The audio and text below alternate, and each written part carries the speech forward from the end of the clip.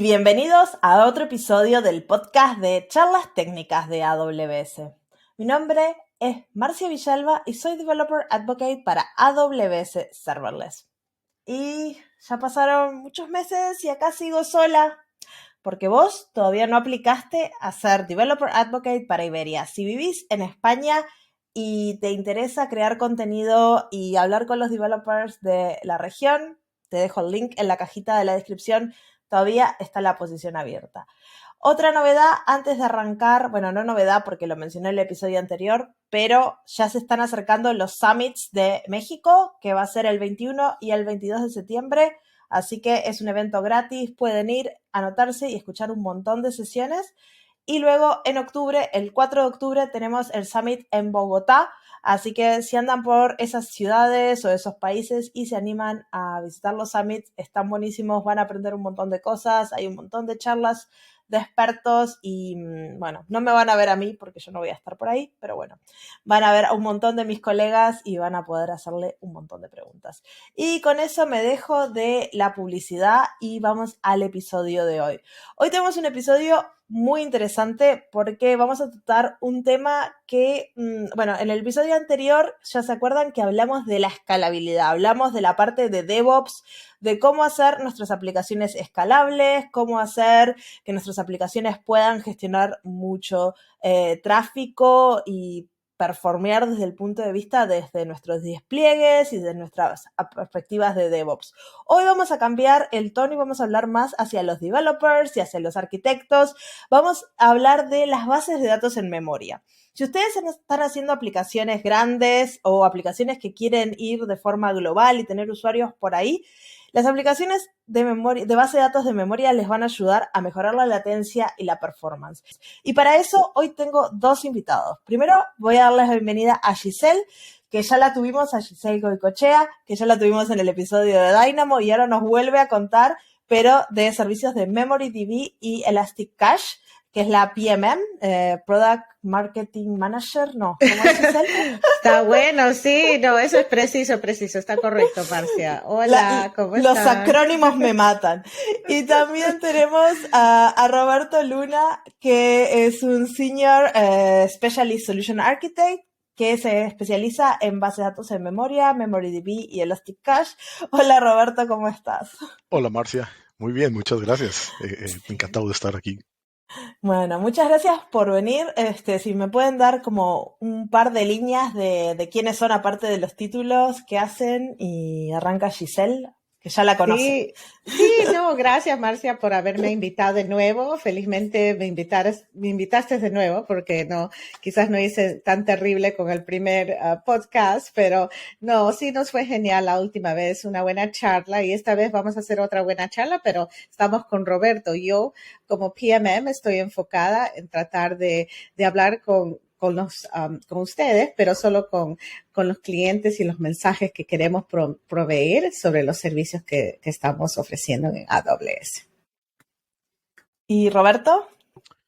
Hola, bueno, mi trabajo es ayudar a los clientes de todo el mundo a utilizar nuestros servicios de base de datos en memoria, hacer revisiones de arquitectura, modelo de datos y, bueno, tratar de sacar el mayor beneficio, siempre pensando en los clientes, en las aplicaciones y al final de cuentas en los usuarios.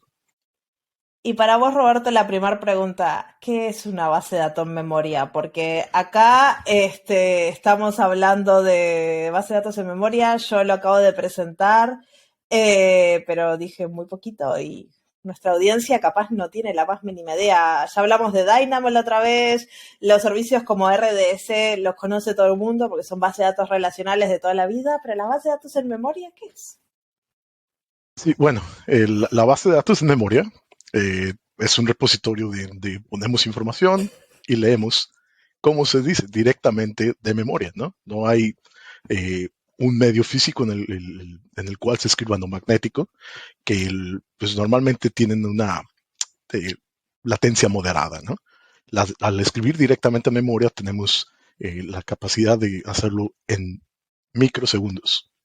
Y de hecho son nanosegundos. Entonces directamente el procesador va y escribe memoria. Entonces esto nos ayuda a reducir la latencia, poder tener un mucho mayor desempeño que con cualquier otro tipo de base de datos, ¿no? Entonces, la idea es un repositorio donde guardamos información y la leemos normalmente en un acceso de llave y valor. El viejo y querido cache o caché o como le llamen en su país, esto es como AWS, cada uno le dice como quiere, de toda la vida. Sí, normalmente la caché o cache Caché, otra palabra para esto. es, el caso de uso número uno, ¿no? Para bases de datos. Y precisamente hay dos tipos de vertientes de base de datos en memoria, ¿no? Los que son únicamente una caché, donde tienes, como dije, acceso a llave y valor, y ya, ¿no? Los valores son valores binarios, muy sencillos, y la idea es que, pues, como decimos, muy rápidos, entonces proveen alta concurrencia, puedes tener cientos de miles de requests por segundo o de requisiciones en el mismo servidor. Y hay otro tipo de bases de datos de memoria que tienen mucho mayor funcionalidad, ¿no? En lo que esto se refiere es a que no solamente es el llave valor, sino que los valores pueden ser diferentes tipos de datos y además, pues conllevan a que sean más robustas, ¿no? Tengan otra funcionalidad. Y creo que vamos a entrar en estos Sí. detalles. Sí, yo creo que nos deberías dar algún ejemplo, capaz en el mundo tradicional, sin llegar a la Claro. nube todavía, de el caché de toda la vida, yo creo que lo tenemos claro, pero el segundo caso segundo tipo ya, Sí. Bueno, de hecho, el primero, y puede que sea la base de datos de código libre que más empezó a utilizar de memoria, es Memcached. Es un proyecto de código abierto que ha sido muy utilizado y aún se sigue utilizando en muchos sistemas legacy, ¿no? El otro tipo de base de datos es, por ejemplo, Redis. Es una base de datos que provee, como decía, que los tipos de datos sean múltiples estructuras de datos que pueden ser colecciones y datos planos o incluso algunos tipos de datos avanzados, ¿no?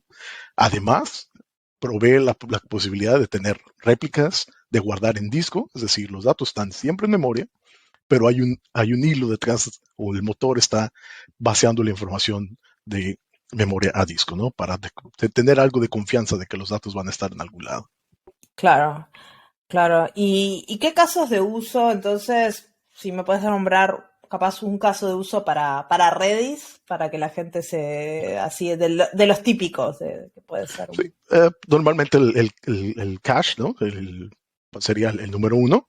Es decir, puedes guardar información de cualquier tipo, porque a final de cuentas es binario. Entonces Claro. puedes tener texto en plano, puedes tener JSON, XML o incluso la respuesta de una base de datos No, relacional o de documentos. sí. Además, ese es el caso de uso número uno. El otro es sesiones, ¿no? Normalmente pones datos de una sesión, alguien se loguea en tu aplicación y vas a traer los datos que normalmente vas a ocupar acerca de ese usuario, su nombre, su localización y además, si por ejemplo si es un e-commerce, pues vas a estar guardando cuáles son las páginas que ha visitado, No. su carrito de compras, etcétera. Sí, yo creo que ese es uno de los casos de uso más usados de Redis, la gestión de sesiones en aplicaciones tradicionales, porque al menos quién no ha hecho una aplicación con Redis ahí, así que capaz a mucha gente se le está prendiendo la lamparita de que no son tan raras como parecen estas bases de datos, que simplemente capaz no las habíamos agrupado en esta categoría, ¿no? Y cuando planteamos una arquitectura, ¿no? Vamos a seguir hablando en el mundo más tradicional, después nos vamos al mundo de la nube. ¿Cómo armaríamos una arquitectura usando estas bases de datos? Porque el caché a veces pertenece al mismo servidor, pero por ejemplo un Redis, ¿dónde lo pondríamos? Sí, es común en una arquitectura de tres niveles, ¿no? Donde tienes el servidor de aplicación, el servidor de base de datos y obviamente el cliente, que normalmente, como dices, tienes una caché justo en el servidor de aplicación y pues estás trayendo datos desde la base de datos de verdad, los pones en tu servidor que resuelve requests para tus APIs, por ejemplo, o tu website. Y pues eso normalmente funciona, ¿no? Pero es para sitios o aplicaciones relativamente pequeñas, ¿no? Porque uno, pues vas a estar a expensas de lo que pase con ese servidor, pues tu caché puede caerse, borrarse y bueno, tienes que rehidratarla. Entonces es mejor pensarlo de una manera más robusta y en realidad no tan complicado, donde puedes tener un servidor de Redis y este servidor como tal va a ser una base de datos de memoria distribuida, donde todos tus servidores de aplicación van a leer y aquí obviamente se introduce la latencia de la red, pero aquí es bien importante el hacerlo pensando en que va a ser mucho más robusto eso que tenerlo distribuido. Sí, yo me acuerdo cuando era desarrolladora y junior y no entendía mucho de todo esto, y creo que mi equipo tampoco, porque esto no lo diseñé yo, pero estábamos trabajando en una aplicación distribuida y el conocimiento de estado no era algo que manejáramos todavía, yo no lo tenía muy claro. Entonces, habíamos puesto un caché en cada servidor, y este era un servidor que estaba distribuido en no sé cuántos nodos, y teníamos un caché MIS enorme y todo, pero sí tenemos un caché. Claro, el caché no estaba distribuido, entonces todas las requests venían a los servidores y cada servidor, a veces, si tenía suerte, retornaba la misma cosa y había un hit en el caché y el caché funcionaba. Y si no, tenías que volver a bajar a la base de datos, levantar, y no entendíamos cómo resolverlo, porque el concepto de servicio distribuido, de tener ese Redis, por ejemplo, en su nodo, era algo que era fuera de los conceptos nuestros. Los sistemas distribuidos eran bastante nuevos para ese entonces y estuvimos, no sé, meses intentando resolver el tema del cache y no le encontrábamos la vuelta. Y era obvio, cuando lo miro en perspectiva digo, pero Marcia. Sí. Es por eso aquí donde viene el concepto de base de datos, ¿no? Si Claro. lo piensas de que al mismo o de la misma forma en la que tienes tu base de datos de verdad, ya sea relacional, de documentos, no importa, de grafos, etcétera, a fin de cuentas es un servidor, ¿no? Y vas a tener un clúster de servidores atendiendo esas consultas. Entonces, si lo ves con ese concepto, bueno, la idea es tener un servidor, un clúster de servidores. No uno en cada servidor que hace lo que quiere. Sí. Pero bueno, yo siempre tengo 1000 historias de terror. Haciendo esto 20 años, ¿sabes qué? Tengo un montón, pero seguramente mucha gente que me está escuchando diga, yo creo que también hice. Sí. Y precisamente, platicando eso de las historias de terror, si recuerdas también algunos lenguajes, lo que necesitaban era tener como llamamos, sticky sessions. Entonces, normalmente tenías que apuntar los requests viniendo del cliente hacia el servidor 1, porque ahí era donde Roberto se había logueado. Y luego al servidor 2 era donde Marcia se había logueado. Al servidor 3 era donde Giselle se había logueado.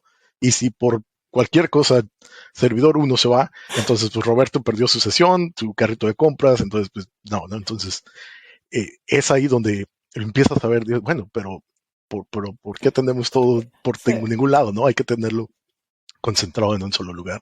Exacto, eso es la clave, bases de datos. Me gustó eso para unirlo ahora a los servicios, porque esto es en el mundo tradicional, donde tenemos nuestros servidores, donde lo hacemos todos nosotros, pero como siempre AWS tiene una herramienta para todo.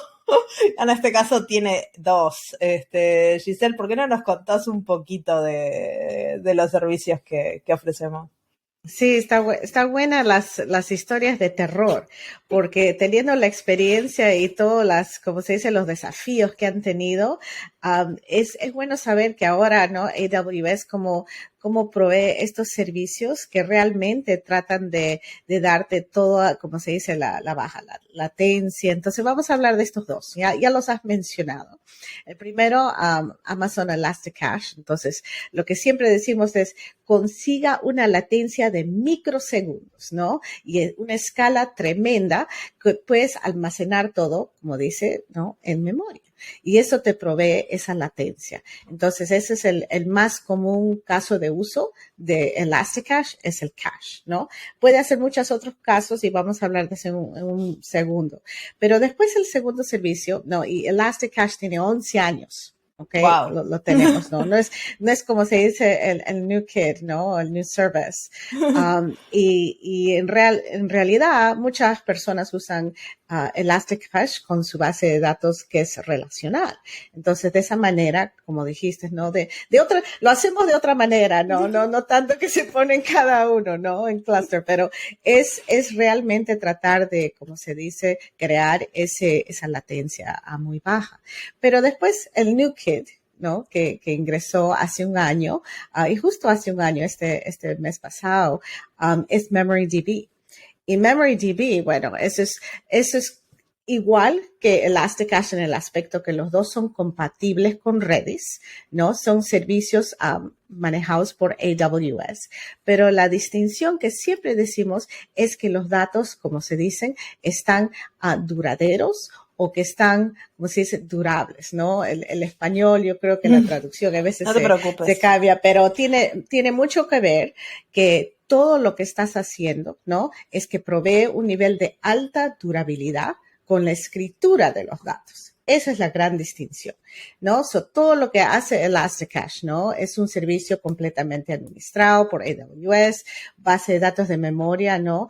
De valores y llaves.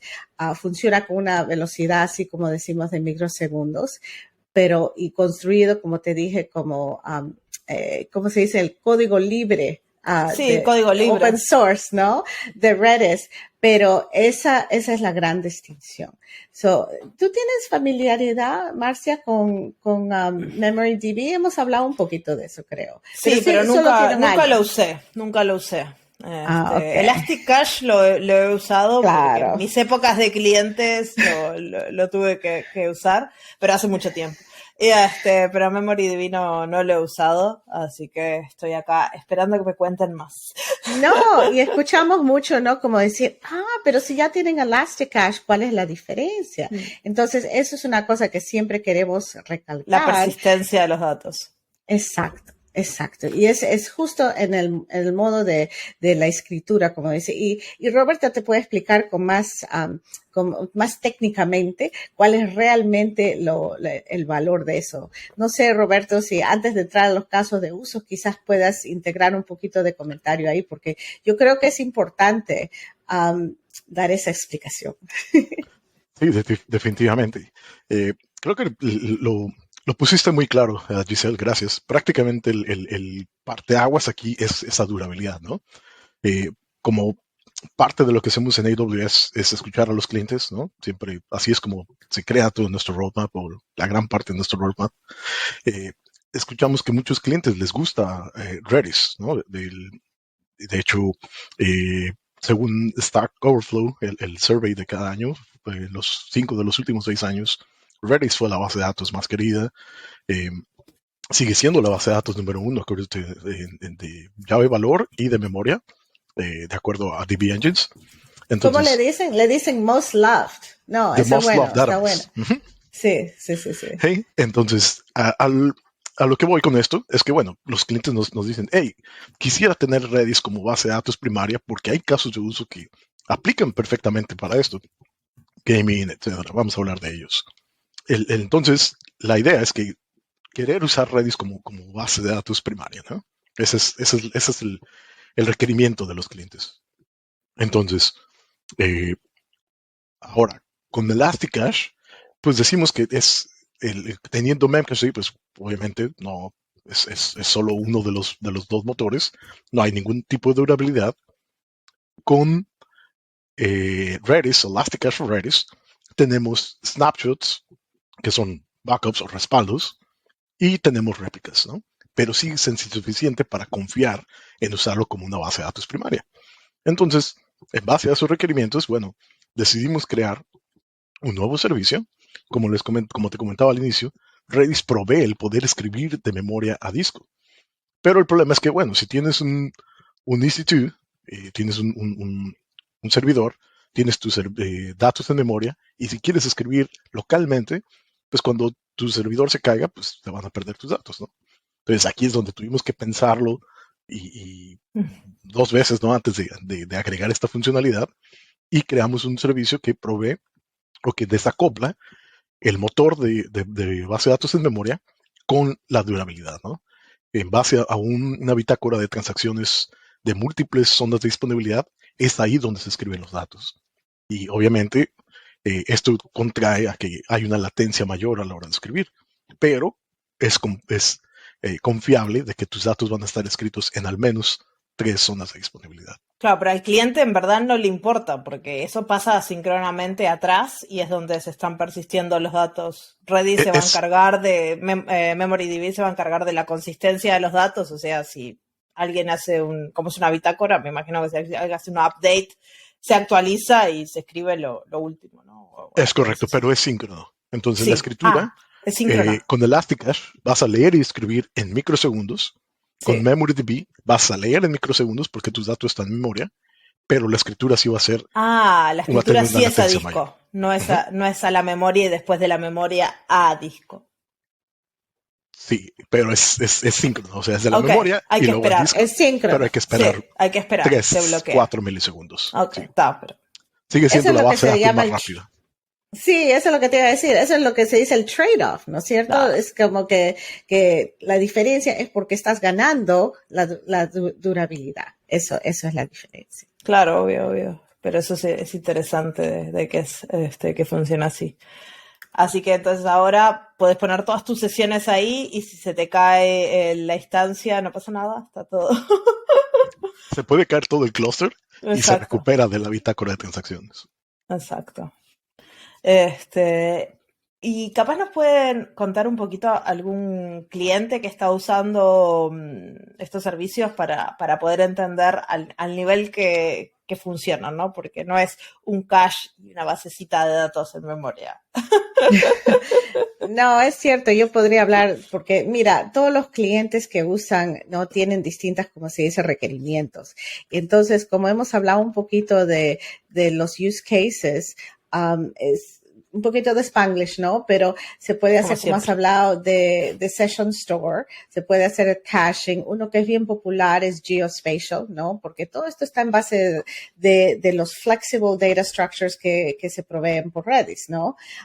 Pueden hacer chat and messaging, el real-time data and analytics también, que es muy bueno, ¿no? Todo que se puede hacer así en tiempo así instantáneo casi, ¿no? Sí. Y con machine learning. Pero un cliente que quería hablar hoy, ¿no? Y que vemos que es bien común y creo que va a ser un poquito, como se dice, fácil de entender, tiene que ver con el Washington Post. Entonces, imagínate que estás, por decir, tienes una base de datos de un periódico así digital y toda la información está ahí sobre, vamos a decir, las elecciones, algo no tan controversial, ¿no? Las elecciones, ¿no?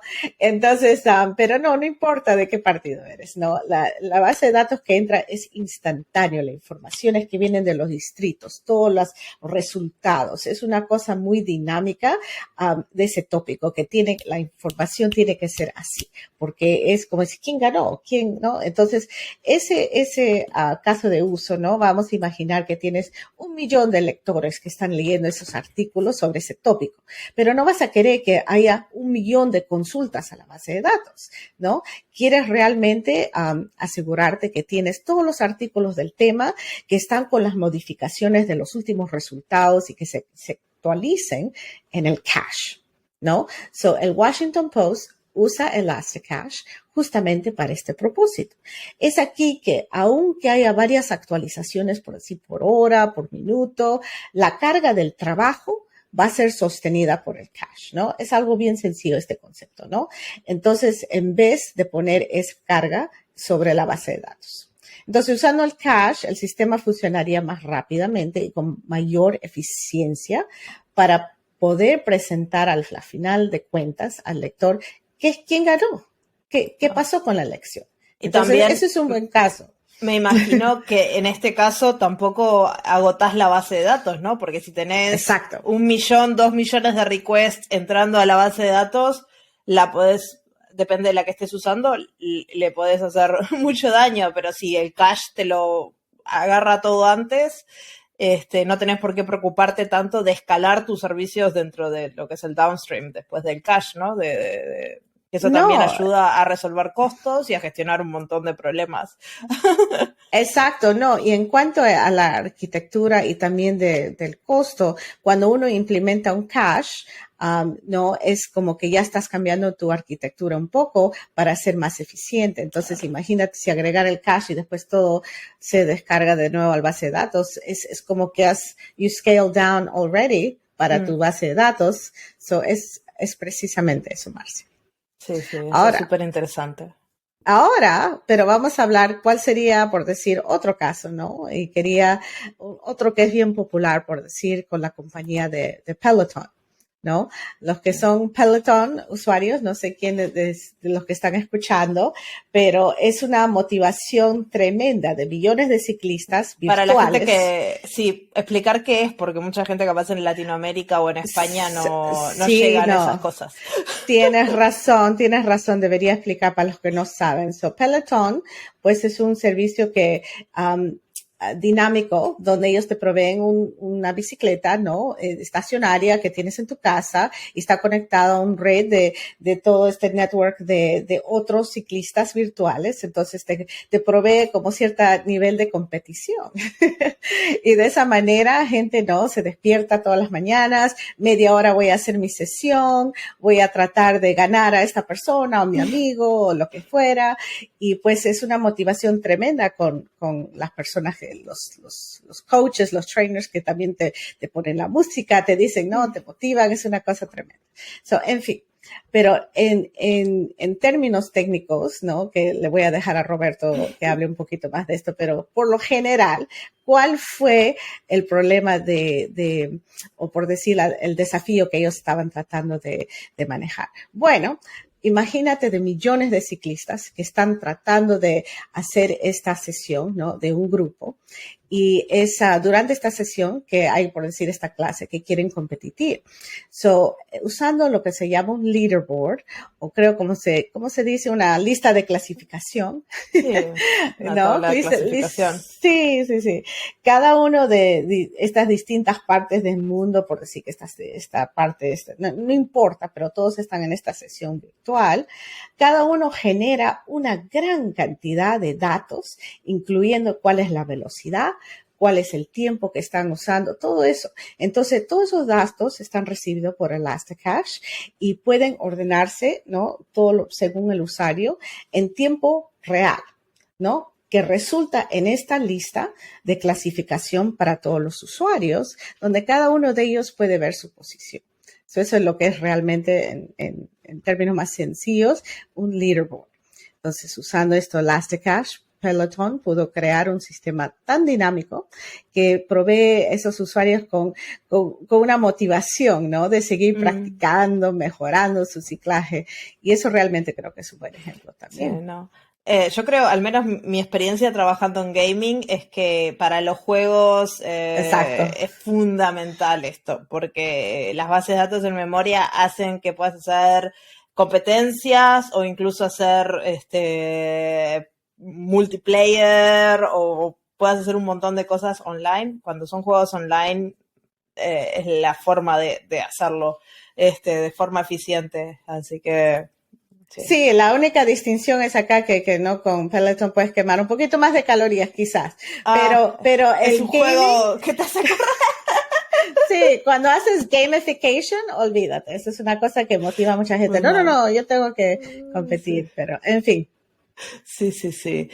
Entonces capaz podemos entrar un poquito más en los detalles de las características de estas bases de datos en memoria, ahora que la gente dice, esto me interesa, ¿no? Porque es una que me puede ayudar.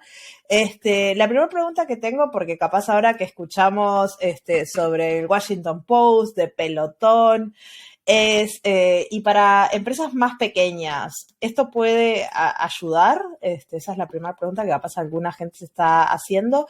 Y segundo, ya entramos en los detalles, pero... Bien, tal vez yo puedo ayudar con eso. Voy a hablar de los dos casos de uso que comentó Giselle primero, si me permites. Sí, claro.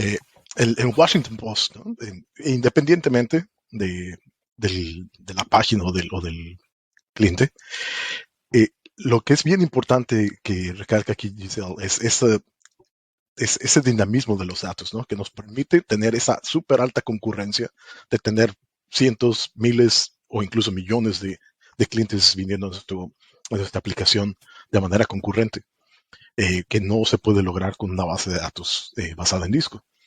Entonces, además, incluso cuando se pudiese, normalmente pues va a ser mucho más lento.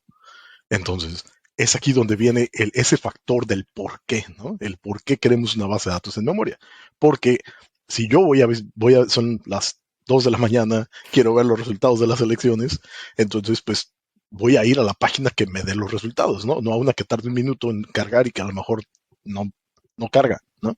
Entonces, eso es bien importante. Hay algunas métricas que dicen que los usuarios después de 3 segundos de estar esperando por una página de cargarse, si no se carga, se van, ¿no? Alrededor del 57% si es en el caso de una compra, van a comprar de otro cliente, de otro proveedor, y el 23% nunca regresa, ¿no? Entonces, prácticamente estamos perdiendo uno de 4 clientes si nuestra página o nuestra aplicación tarda mucho en cargar. Entonces, es ahí el porqué, ¿no? Y no son estadísticas, pues yo creo que lo podés mirar a uno mismo, cómo funciona, una página nueva que no conoces, te demora mucho, ya te fuiste, no volvés. Es correcto. ¿A cuántos nos ha pasado? Es correcto. Sí. Y en el caso de los leaderboards de Peloton que hablabas, Giselle, y tú también cuando le diste a los juegos, ¿no? En realidad, a todos nos gusta y todos hemos, creo, alguna vez interactuado con algún juego. Pero ahora pues la idea con el Internet es que hay juegos de tiempo real, ¿no? Y distribuidos globalmente. Entonces, cuando hay un dicho que es muy común en la tecnología que dice, cuando lo único que tenemos es un martillo, todo se ve como un clavo, ¿no? Entonces, normalmente ese suele ser la analogía con bases de datos relacionales, ¿no? Donde pues lo único que sabemos es SQL y pues vamos a hacer todo con SQL, ¿no? Independientemente del motor, pues hay forma de resolverlo, ¿no? Puedes crear N servidores de base de datos y lo particionas, no sé, por país y luego lo particionas por los grupos, etcétera. Entonces puedes tener así muchas miles de tablas y todo para poder solucionar tu problema, ¿no? Pero, pues, no, la idea es que utilices la herramienta correcta para el trabajo que está en mano, ¿no? Entonces, si tienes que poner un tornillo, pues ocupas un desarmador, ¿no? Entonces, pues usamos la herramienta que es necesaria. Y es precisamente ahí donde viene Redis, ¿no? Que normalmente se conoce como la base de datos, que es como una navaja del ejército suizo, ¿no? Que tiene así como 10 cosas, ¿no? Que tiene para un corta uñas y una navaja y no sé, muchas cosas, ¿no? Entonces, uno de ellos es precisamente este tipo de datos llamados sorted sets, que es lo que permite crear un leaderboard o una lista de clasificación, donde lo hace de manera muy, muy eficiente y te provee esta alta concurrencia, ¿no? El poder modificar un usuario, cambiarle sus puntos y eso va a moverlo dentro de la lista de clasificación. Entonces, espero que esto nos ayude a entender estos dos casos de uso. Claro, por ejemplo, me imagino que en este momento va a haber gente pensando, pero Dynamo, pero Mongo, hacer una lista de clasificación con Dynamo. Igual. Se puede, Se puede. pero no es tan fácil. O sea, la gracia de no sé cuántos motores de bases de datos tenemos, 18, ustedes sabrán mejor que yo, es como la cantidad de formas de desplegar contenedores en AWS, la cantidad de motores de base de datos que soportamos. Es para eso, es tipo la herramienta correcta para el problema correcto. Así que para los que están pensando, pero es una... que podés poner cualquier cosa. Yo uso Mongo, yo uso Dynamo. Bueno, no. Sí. No, no, ese es muy buen punto, Marcia, ¿no? Porque hay tantas opciones. Entonces, hablando de, como se dice, de los purpose built o la base de datos que tienen un propósito específico, claro que, como dijiste, ¿no?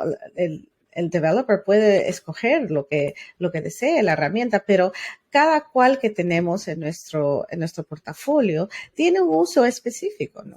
Y entonces, por eso los agrupamos de esa manera, para tratar de ver cuál es el problema que está tratando de resolver, y esta es toda la base de datos, porque de esa manera funciona más eficiente. Claro. Y ahora Una pregunta más técnica, ¿no? Porque bueno, tenemos, por ejemplo, podemos empezar por Elastic Cache, así hablamos de uno y después del otro. Este es un servicio totalmente gestionado por AWS. ¿Y qué tipo de configuración tenemos nosotros, ¿no? Porque, por ejemplo, cuando creamos una base de datos RDS necesitamos especificar como un poco más de infraestructura. Cuando creamos una tabla de Dynamo es como darle un nombre y ya está, hay una partición. O sea, entre uno y el otro hay 1.000.000 de diferentes tipos de configuración. ¿Cómo es Elastic Cache? Es más similar a RDS, ¿no? Donde es basado en EC2. Es decir, hay como tal una instancia Atrás. que es detrás, que es tu nodo o es tu servidor, que tiene el motor de ya sea Memcached o Redis, ¿no? Con Memcached es muy simple. Prácticamente solo vamos a poder tener hasta 20 o 40 nodos en un clúster, todos completamente independientes de ellos. Es decir, no hay forma de replicar los datos, no hay backups, no nada, ¿no? Entonces, Memcached es, como decíamos, legacy, ¿no? Redis tiene mucho más opciones, ¿no? Tiene una mayor gama de tipos de nodos disponibles. Entonces vas a seleccionar un nodo, un tipo de instancia. Por ejemplo, obviamente nosotros recomendamos utilizar los Graviton2 para hacer el radio de costo-beneficio. Y vas a elegir el tipo de instancia que te va a dar tres cosas, ¿no? La cantidad de memoria, el número de nodos, o perdón, de CPUs y el ancho de banda en red. Esas son las tres cosas bien importantes, que vamos a tener que pensar a la hora de seleccionar uno de nuestras instancias. Claro. Y después que vos elegís esto, se arma el clúster y Elastic Cache va a gestionar el autoescalado y todo eso, ¿no? Sí, bueno, inicialmente cuando eliges tu instancia hay muchas otras opciones. Tienes que proveerle un grupo de subredes en el cual ese clúster está disponible, sí, claro, o los nodos van a estar distribuidos. Y también vas a decir cuál es el grupo de seguridad al cual tiene acceso hacia este clúster, ¿no? Los clústeres pueden ser de 1 hasta 500 nodos, ¿no? Entonces, imagínate, podemos tener hasta 340 terabytes de memoria o 1 terabyte en total. Sí. Imagínate, y hay clientes que tenemos que tienen una cantidad impresionante de nodos en un solo clúster. Entonces, una vez que lo seleccionas, como dices, el AWS se encarga de hacer el provisionamiento de las instancias, de obviamente correr el AMI que tiene el Elastic Cache instalado, y obviamente el conectarse con todos los servicios externos, ¿no? Lo conectamos con CloudWatch para logs, para las métricas, SNS para notificaciones, y obviamente con el control plane, ¿no? Que es el que se va a encargar de monitorear el estatus de estos servidores. Y en el caso de la topología, déjame hablar un poquito de eso, podemos tener nodos primarios y réplicas, ¿no? Entonces, hay dos tipos de topologías de Elastic Cache Redis. Uno es el Cluster Mode Disable, que es el modo de clúster deshabilitado, donde solo puedes tener un nodo primario y hasta 5 réplicas. Este caso es muy utilizado cuando en realidad quieres expandir la cantidad de lecturas y no tienes muchas escrituras, ¿no? Es muy, muy sencillo. Es con la versión con la que está desde Redis 1. Y en Redis 3 se creó un nuevo protocolo llamado Cluster Mode Enable, o un protocolo de Redis Cluster, en el cual puedes particionar tus datos en lo que llamamos shards, ¿no? Sí, particiones. Particiones, creo que es la forma correcta de decirlo. Donde tienes tu base de datos, ¿no? Puedes partirla en 1, 2 o hasta 500 piezas, ¿no? El detalle aquí, o el detalle técnico, se llaman cluster slots. Tienes hasta 16.384 cluster slots en los cuales tus llaves van a estar asignadas a uno de ellos. Hay un mecanismo donde hacemos un hash le hacemos mod en el total y eso te dice, ok, tenemos 3 shards, por ejemplo.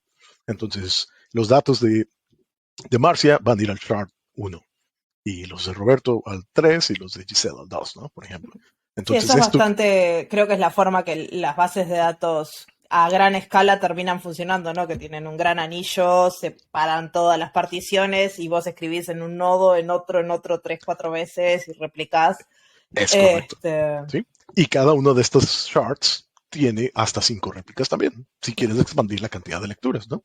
Entonces, aquí lo que te permiten tener múltiples shards es expandir la cantidad de escrituras que puedes hacer linealmente. Es decir, prácticamente al tener 2 shards vas a tener el doble de escrituras que puedes crear y obviamente te ayuda en términos de alta disponibilidad de que el blast radius, le llamamos, ¿no? De que si pasa no algo... es solo un servidor, es Exactamente. muchos.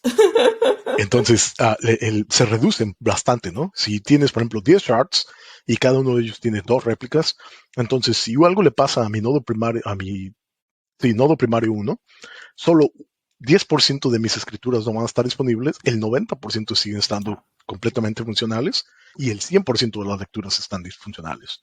Entonces, lo que Elasticache va a hacer es encargarse de monitorear este clúster y si llegase a pasar una eventualidad, que obviamente hay que prepararnos para cualquier cosa, ¿no? Como dice Bernard Vogels, nuestro CTO, todo falla todo el tiempo. Exactamente.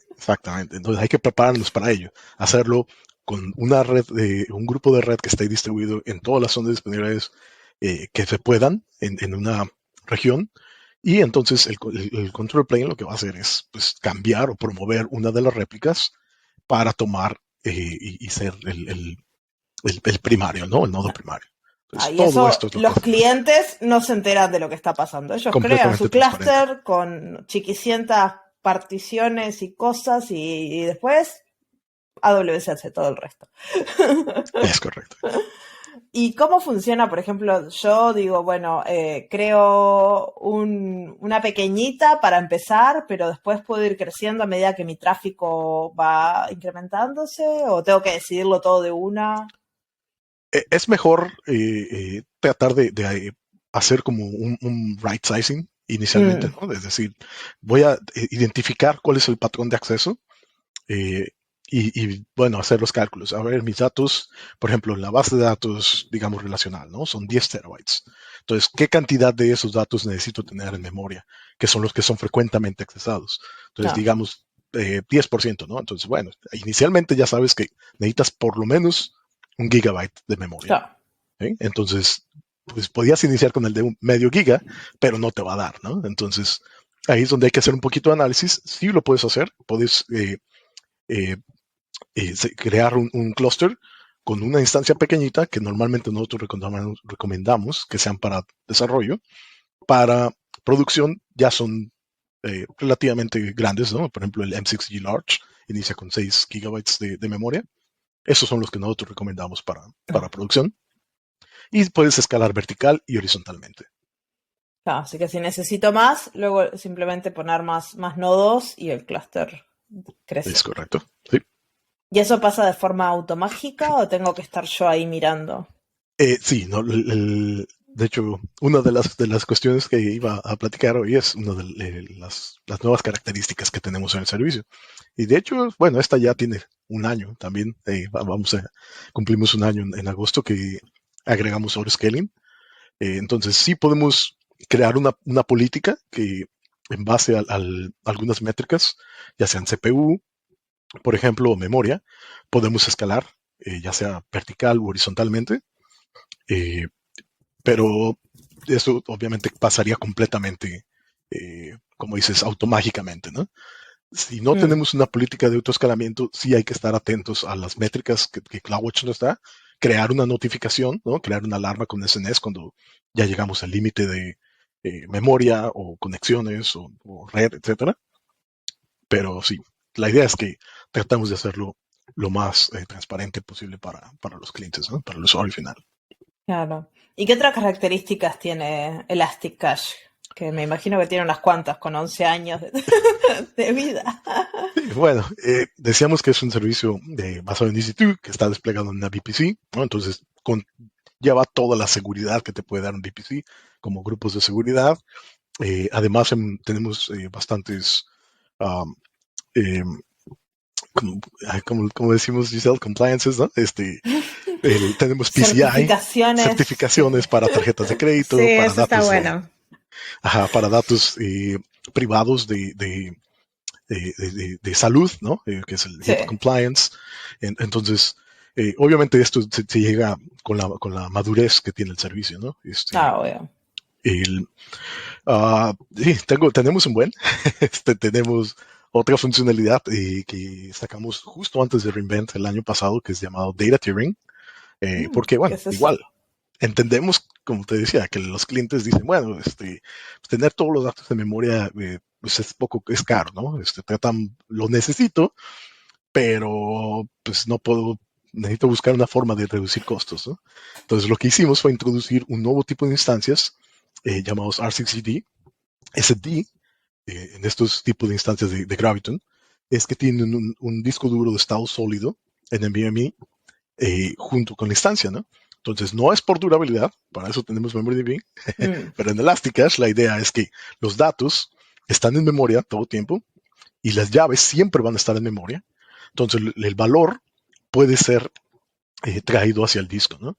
Entonces, obviamente esto va a hacer que a la hora de que querramos los datos, ¿no? Normalmente es para datos históricos, cuando tenemos, por ejemplo, logs, ¿no? O algo así que vamos guardando los logs de la última semana, ¿no? Queremos tenerlos en la última semana en Elasticache y puede que tengamos algún procedimiento que los manda a un data lake después de una semana, ¿no? Para tener un mes, un año, etcétera, ¿no?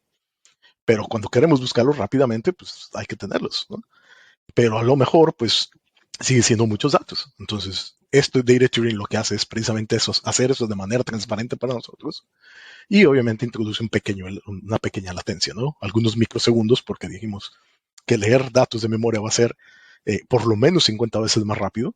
Pero lo bueno es que la llave la tenemos en memoria, entonces sabemos si tenemos esos datos o no. Exacto. Y luego, cuando se requieren, bueno, el motor lo que hace es va y los trae de disco, los pone en memoria y manda algo más de la memoria hacia el disco. Sí, este es un disco que está en el servidor, no es un disco de la red.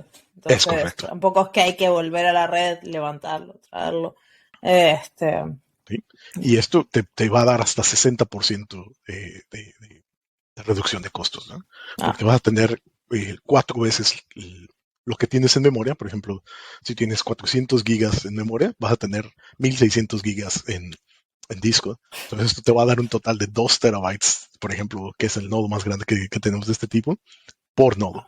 Entonces es aquí donde podemos tener hasta 1 terabyte de datos. Es un montón. Y una pregunta, ¿y cómo se usa Elastic Cache con otros servicios? Porque, por ejemplo, vos mencionabas, o creo que era Giselle, no impactar tanto la base de datos para no ir tantas veces. ¿Se puede combinar Elastic Cache con RDS para no agobiarla? ¿Cómo sería eso? Sí, precisamente es ahí donde, como te decía, cache es el caso de uso número 1, ¿no? Porque todo lo que se pueda consultar se puede poner en un cache, ¿no? Entonces, obviamente, lo más común es una base de datos relacional donde vas a consultar todos los datos que son frecuentemente utilizados, por ejemplo, un catálogo, ¿no? Tienes una lista de productos, categorías, etcétera. Entonces, pues, eso no tiene ningún sentido estar yendo a la base de datos en cada page refresh, ¿no? A estarlos trayendo. Entonces los pones en una base de datos de memoria, ¿no? Entonces con RDS lo que tienes que hacer es sí introducir en tu código una o en la aplicación un pequeño código que te va a decir, a ver, vamos a tratar primero de traer los datos del cache, ¿no? Que es como decías, el lazy loading que tú alguna vez te tocó implementar. En lo que se refiere es a que, bueno, pues vamos o cache side también es conocido. Traigo los datos de memoria, ¿no? Voy a intentar traerlos de memoria. Tengo esta consulta que normalmente viene como una cadena, ¿no? Es select, start, etcétera, etcétera, ¿no? Joins, todo. Entonces lo que haces es, para que esa consulta sea homogénea y sea menor que el tamaño de la cadena como tal, normalmente haces algo como un MD5, ¿no? Un hash. Entonces, haces que esa cadena se convierta en una cadena de 32 caracteres y dices, ok, voy a ver si tengo esta cadena o esta llave en Elasticache.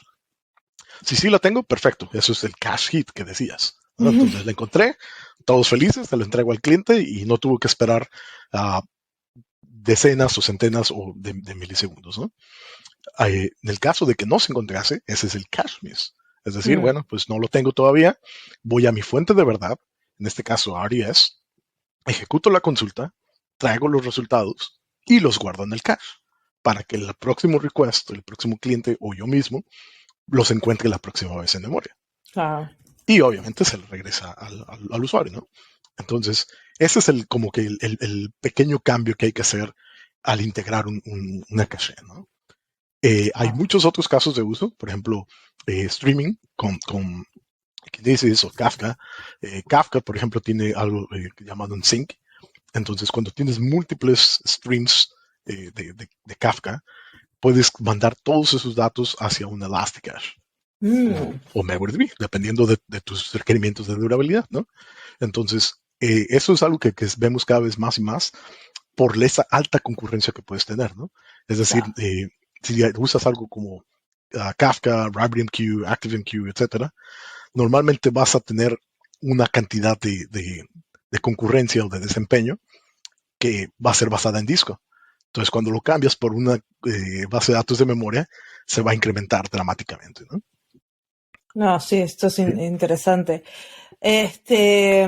Porque me imagino que es donde la gente tiene que empezar a armar el puzzle, ¿no? Cuando tenés todos estos servicios que hacen una cosa y la hacen bien, ¿cómo empezamos a poner esta pieza de Lego acá? ¿Cómo la conectamos? Y cómo mejoramos. Tengo una pregunta que no tengo ni idea. Esta es Marcia, como los que me escuchan el podcast saben que 2x3 Marcia saca preguntas de abajo del sombrero, pero se me acaba de ocurrir la pregunta y no tengo ni idea si hay respuesta.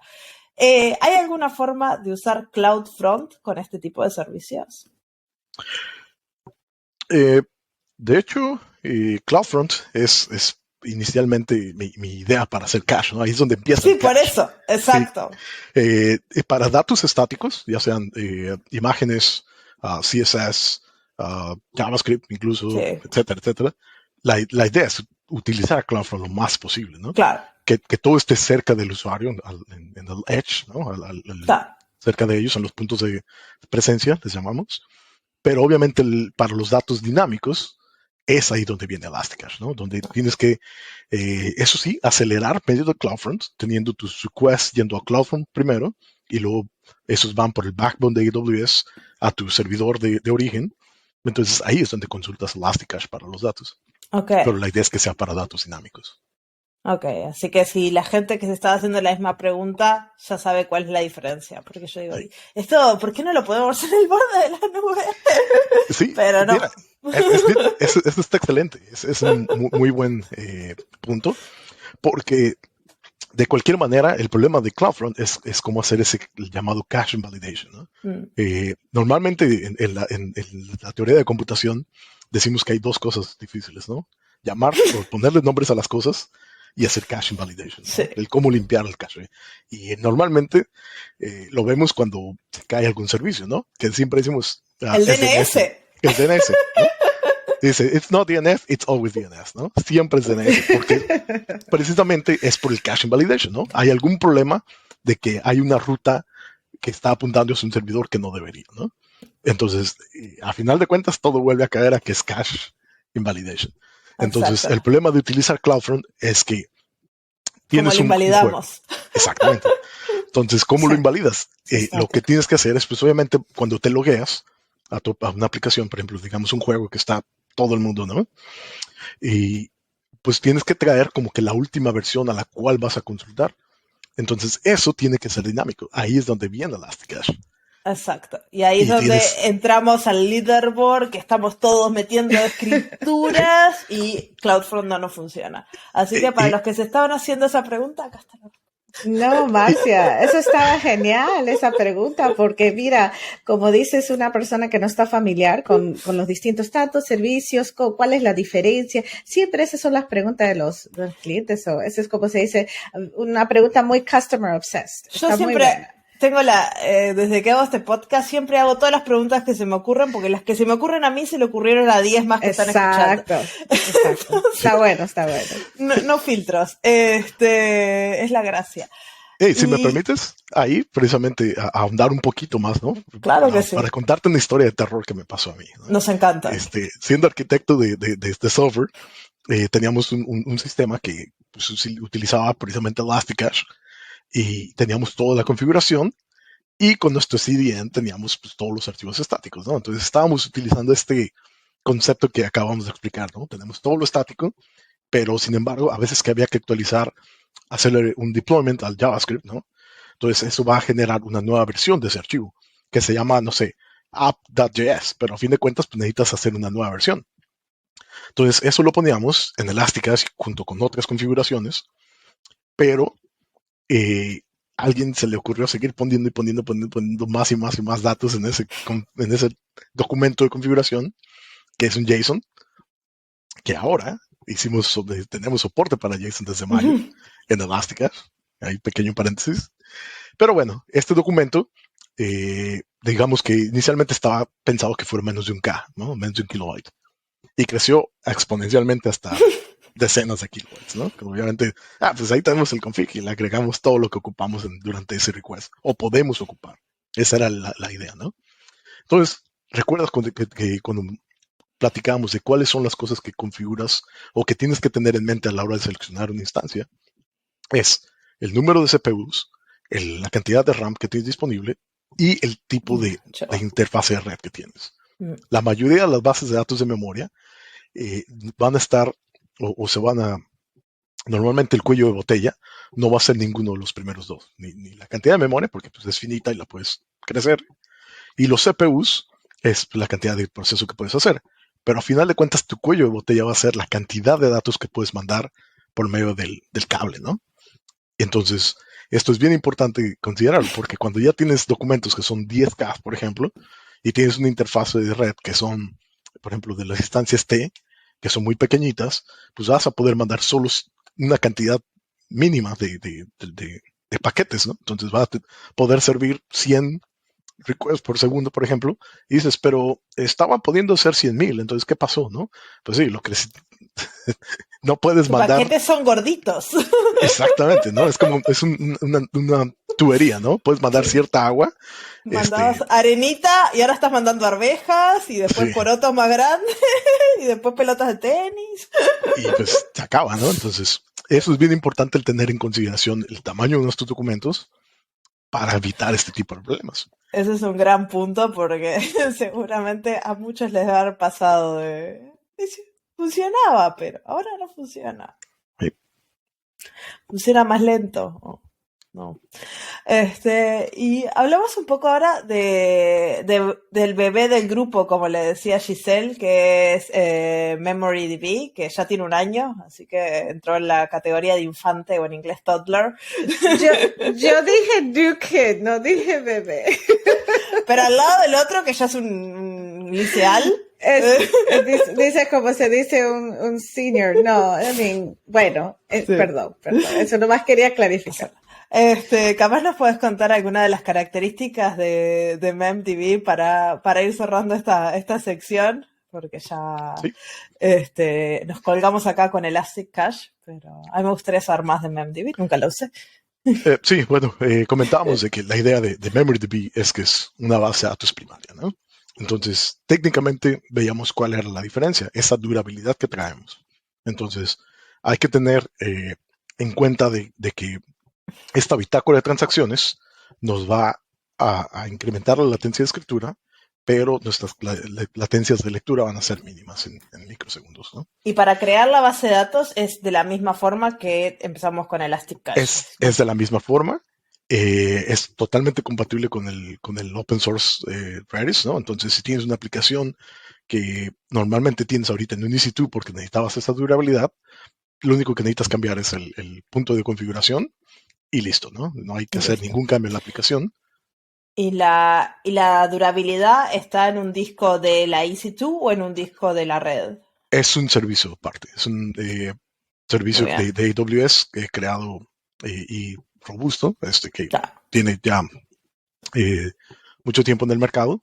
Y eso es otra de las cosas que nos da esta, como decía Giselle, es el new kid, pero ya está crecidito, ¿no? Ya es ¿Qué en base al servicio usa? Elasticache. No, me refiero a que es mucho de la infraestructura de MemoryDB es la misma que se necesita para Elasticache, ¿no? Entonces, todo esto que comentábamos del monitoreo, el control plane, la forma de desplegar nuevas actualizaciones, etcétera, etcétera, todo esto se reusa, ¿no? Y obviamente se adapta al nuevo servicio de MemoryDB. Así que los usuarios que usan Elasticache pueden cambiar a MemoryDB y no van a ver grandes diferencias de cómo lo usan. Es correcto. La única diferencia es que solo es Cluster Mode Enabled, ¿no? Entonces, si tienen una aplicación que es Cluster Mode Disabled, entonces ahí sí vamos a tener que hacer un cambio a utilizar un objeto de tipo cluster, y pueden crear un cluster con un solo shard, ¿no? Entonces, en términos de cómo están distribuidos los datos, no va a haber ninguna diferencia. Obviamente, si no hay la misma paridad de funcionalidad, ¿no? Hablábamos de que Elasticache tiene autoscaling, hablábamos de data tiering, y me faltó hablar de otra funcionalidad. ¿Nos contaste de JSON también? Sí, JSON está disponible para ambos, ¿no? Precisamente porque es tan utilizado, ¿no? Que todo el mundo queremos utilizar JSON para cualquier documento, ¿no? Y es ahí donde pues, se va muy de la mano con otras bases de datos como Dynamo o DocumentDB. Así que MemoryDB es lo mismo, pero mejor. Bueno, básicamente o diferente. Porque dependiendo del caso de uso, ¿no? Claro, porque esa es la diferencia. Y si necesitas mudarte, ¿hay alguna forma de, migrar MemoryDB? ¿Puedes migrar una base de datos en memoria? No, simplemente Sí. De hecho, puedes. Entre Elasticache tenemos algunas formas de hacer migraciones, es decir, siempre existe el backup restore, ¿no?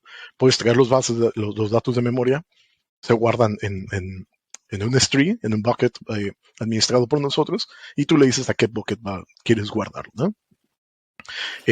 Puedes hacer una replicación lógica también, y dependiendo si tienes un Elasticache, puedes migrar hacia otro, haciendo un copy snapshot, ¿no? Con MemoryDB puedes hacer el primero, un backup restore. Puedes tenerlo desde un self-managed EC2, on-prem o de Elasticache. Haces tu respaldo, lo pones en un bucket y a la hora de crear el clúster de MemoryDB, le dices, ok, quiero leer desde este bucket, este es el archivo o archivos, uno por cada shard, y entonces se crea el clúster. Y pues prácticamente eso es una opción bastante, sobre todo utilizándolo como base de datos, quisieras utilizar esa, ¿no? Porque si lo usas como base de datos primaria, sí tienes que pausar y tener un downtime, ¿no? Que es lo que harías con RES o Aurora o cualquier otra, ¿no? Normalmente tienes que pausar las escrituras un poquito para poder hacer esa migración. Sí, no, eso es interesante de las migraciones y todo eso de memory, nunca se me hubiera ocurrido.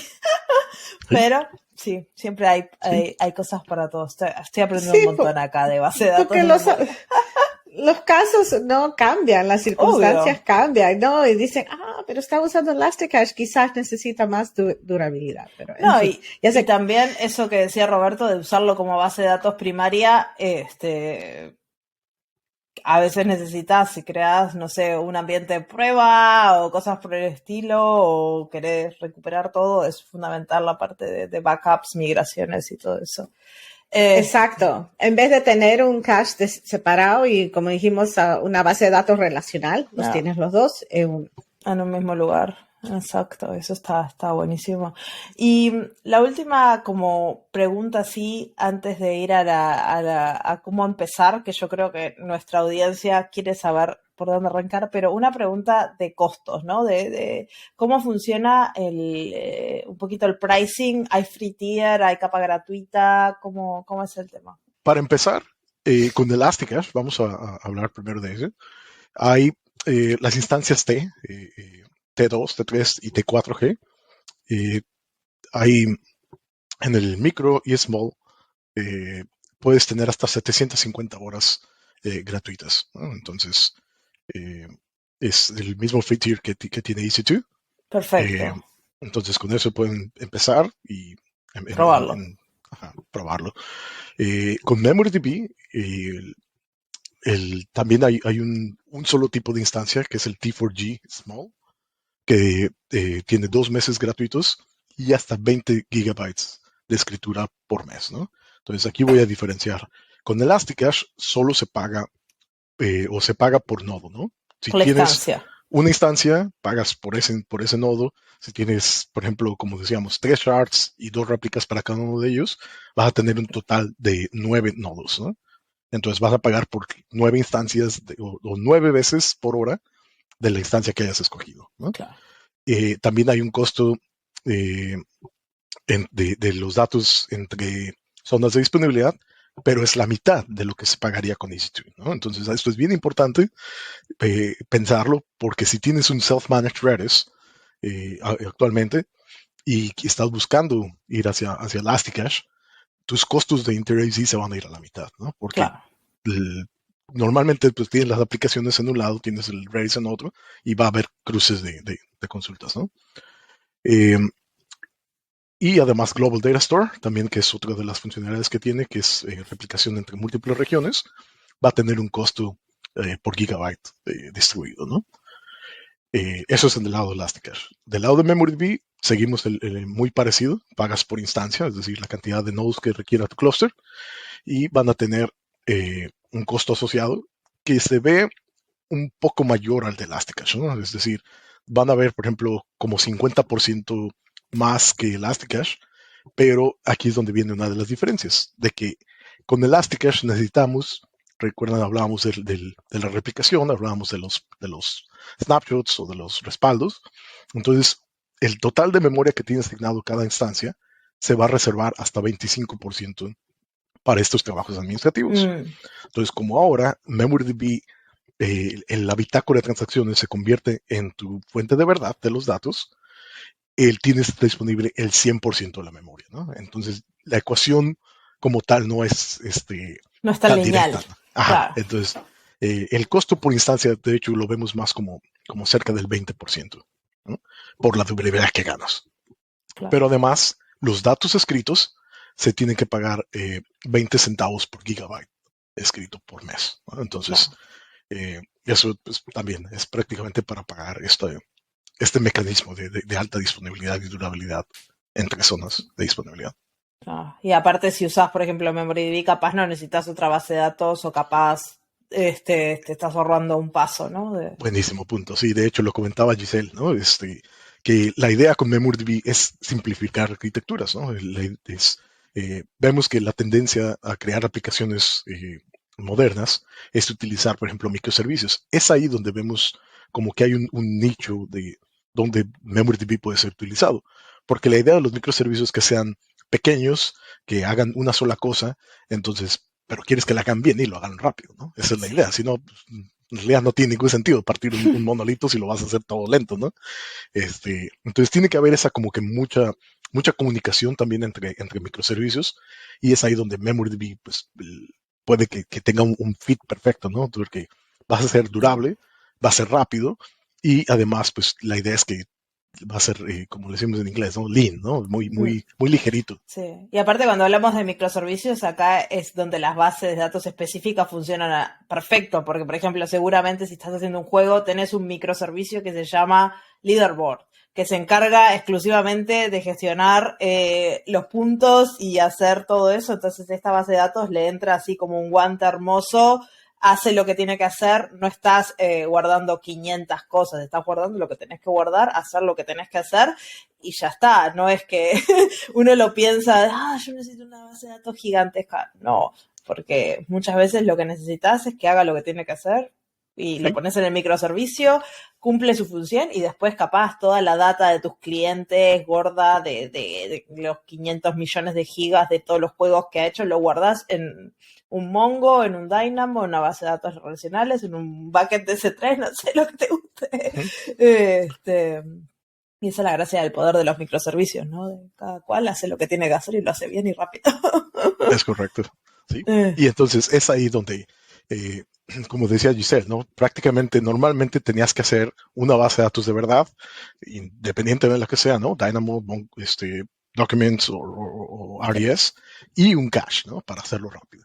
Entonces, normalmente utilizabas esos dos, ahora se combinan, eliminas el cache, ¿no? Ya no se ocupa un cache porque tienes esa velocidad de memoria, y entonces, en términos de costo, pues se reduce primero la administración, ya no tienes que encargarte de dos servicios diferentes. Tu acceso a los datos es por un medio API, que es además open source, y bueno, el costo Eso es importante. Eso del API a los desarrolladores nos encanta. O sea, no hay que gestionar conexión. Nosotros nos conectamos con una API y pumba. Como no hay una conexión en la base de datos, que eso es algo que a todo el mundo odia. No, me refería a los comandos, ¿no? Sí hay una conexión a la base de datos. Hay que conectarse desde los servidores. Sí, precisamente es lo que te da esa súper alta velocidad, ¿no? Estableces una conexión, lo que haces es crear un connection pool para que tengas a nivel del servidor conexiones abiertas, no tengas que restablecer una conexión cada vez, bien, y pues tengas tus datos súper rápidos. A lo que me refiero del API es que tienes una serie de comandos que son los mismos para cualquier Redis, ¿no? Ya sea Elasticache, MemoryDB, eso o SoftManage. Yo pensaba que había como un Data API que no tenías que conectar. O sea, te estoy tirando features para... Buenas ideas. Acá 90 días tienen tiempo, ¿eh? Qué graciosa. No, pero esa es la flexibilidad que hablaste inicialmente para los desarrolladores, que les encanta Redis. Entonces, tú tienes todo eso y más con estos servicios, porque te da todo lo que AWS te provee por hacer un servicio, fully managed, ¿no? Esos es los beneficios, ¿no? Lo mejor de los dos mundos. Una pregunta, ¿y cómo empezamos con esto? ¿Por dónde les recomendás a nuestra audiencia arrancar? Tenemos estos dos servicios, ¿hay alguno con el que es más fácil empezar? O capaz algún caso de uso ahí que lo ves en todos lados, que decís, esto lo pueden aplicar ya. Bueno, yo podría empezar por la parte general, de decir dónde se puede encontrar más información. Bueno, obviamente se tiene que ir al website, ¿no? Pero ahí en el website, en la sección para MemoryDB, tenemos todos los últimos, hemos hecho varios demos, webinars y todas esas tutoriales, todos están ahí en MemoryDB, en la página así, aws.amazon.com/MemoryDB, y ahí vas a encontrar todo los eso en esa sección de Getting Started. Sí, y últimamente estamos sacando varios artículos, entonces ahí está precisamente lo último. Y ahí también puede encontrar la información sobre lo que Roberto mencionó, sobre el free tier, ¿no? Para iniciarse ahí free tier. Y igual con Elasticache. Elasticache tiene su sección de resources. Bajo Elasticache, porque tenemos dos secciones para Redis y para Memcache, como hemos hablado, pero ahí bajo resources, aws.amazon.com/Elasticache, ahí va a encontrar todo. Entonces yo pienso que Roberta te puede dar su opinión técnica por dónde podría empezar, dependiendo de cuál es su nivel de comfort, ¿no? Dependiendo, hay varios paths que puede hacer. Por ejemplo, si ya están usando Redis, ¿no? Self-managed Redis es una transición más sencilla. Pero tiene muchos, como se dice, los beneficios que puede proveer AWS, porque ¿quién quiere manejar Redis si es que no tiene que hacerlo? Self-managed Redis es, como se dice, tiene sus desafíos. Pero ahí lo paso a Roberto, no sé si tiene alguna, bueno, estoy segura que tiene varias sugerencias. Algunas, poquitas, porque ya estamos al borde de la hora y hay que... Sí, no, solamente quisiera comentar, por ahí tenemos un webinar del año pasado, es Turbocharge RDS Postgres with Elasticache. Entonces, está en inglés, pero voy a pasarte un vínculo donde está un demo que hice respecto al poder, ¿no? de introducir una base de datos de memoria, en este caso Redis con Postgres, y vas a ver la cantidad de requests que podemos lograr, además de la latencia y cómo se compara, y cómo al ser más complicadas cada vez las consultas, pues nuestra base de datos de verdad va a ser más y más lenta, ¿no? Entonces, eso sí los invito, creo, no sé, 10 minutos, 15 del demo, a que lo vean. Y bueno, obviamente toda la documentación que Giselle comentó, creo que está excelente. Ahí pueden hacer en el Get Started. Hay algunas guías para hacerlo de caching. Buenísimo. Así que por ahí pueden empezar a probar estos servicios y seguramente les encante probar, sobre todo Elastic Cache, que yo lo he usado bastante y siempre hace que tus aplicaciones... Y los dos más rápidos. Sí, los dos tienen free tier, ¿no? Eso es lo más importante, eso, como se dice, para poder tratarlo así rápido y gratis. Exacto, para empezar a probarlo. Y bueno, y con eso yo creo que ya podemos ir despidiéndonos, porque hace una hora que los tenemos acá a la audiencia escuchando sobre estas bases de datos, pero espero que como a mí les haya gustado el tema, hayan aprendido un montón. Yo de la nueva MemoryDB sabía re poquito y ahora tengo un poco más de idea, y después mis preguntas tontas, que siempre siempre alguien más tiene esas preguntas, nunca hay preguntas tontas, así que hay que preguntar. Exacto. Porque cosas que para uno pueden ser confusos es una explicación muy sencilla y tiene claridad. Así que muchas gracias, Roberto, muchas gracias, Giselle, por haber venido a responder todas mis preguntas y a contarnos de los servicios. Gracias, Marcia, a ti por habernos dado la oportunidad para explicar más, porque es una oportunidad para todos para probarlo. Claro, claro que sí. Yo creo que son esas cosas que a veces no pensamos que están ahí, porque el caché, yo creo que como desarrolladores somos familiares con eso, pero pensarlo como una base de datos, extraerlo de nuestros servidores, ya es como que creo que es algo más nuevo y que está bueno como darle inspiración a la gente, ¿no? Y gracias a la audiencia por escucharnos, así que nos vemos en 2 semanas con otro episodio del podcast. Chau, chau.